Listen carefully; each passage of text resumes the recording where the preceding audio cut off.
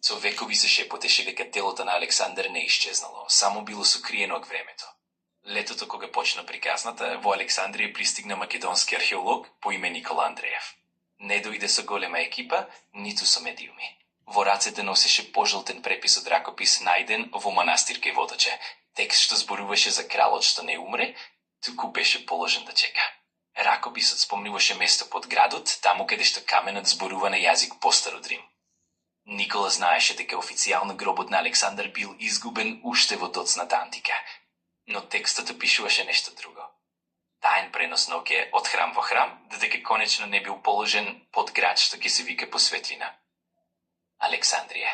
Со помош на локален историчар, Никола доби дозвола да истражува под еден запуштен кварт, под урнатини од стар храм, изграден врз уште постара основа.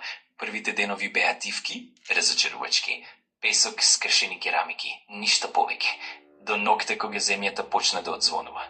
Не како земјотрес, туку како длабок, празен здив под нив.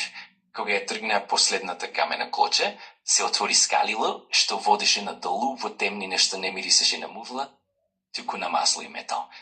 Факелите осветлија просторија што не личеше на гробница, немаше хиероглифи, немаше украси. Само еден саркофаг од црн камен, мазен, без име.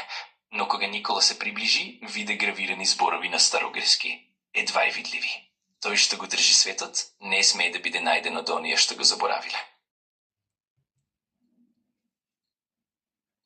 Саркофагот не беше запечатан. Внатре лежеше тело, зачувано на начин што науката не можеше да го објасни. Лицето мирно, речиси младо, косата светла како на мозаици од бела, наградите златен медальон со сонцето од Вергина. Никола почувствува дека просторијата не е само археолошка. Таа беше тивка како храм, како некој се уште да слуша, но пред да повика некого, подот затрепери. Зидовите зазвечка, од темнината за нив се појавија луѓе. Не археолози, не чувари, мажи во темни облеки, со ознаки што не припагаја на ниедна држава. Ова никогаш не смеело да се отвори, рече еден од нив.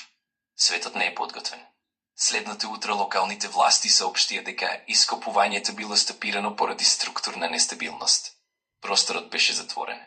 Документите запленети, Никола беше вратен во Македонија без објаснување. Но една ноќ неколку недели подоцна, на неговата адреса пристигна пакет. Внатре препис од гравурата. И малку песок. Црн. А на дното рачно напишена порака. Гробот е пронајден, но Александар се уште не е. И од тогаш некој велат дека под Александрија не лежи мртов крал. Туку стражен на историјата, кој ќе стане кога светот повторно ќе има потреба